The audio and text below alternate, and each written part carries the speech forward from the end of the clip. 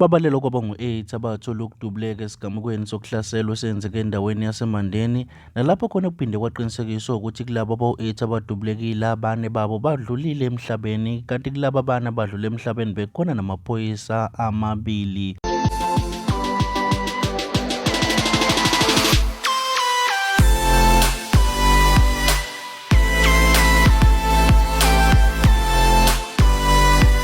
Buku lesilethu Uhle TV sakubingelela ungakhohlwa ukuncofoza ulike, follow, subscribe ukuze siqhubeke sikwethulele zonke ezingenayo.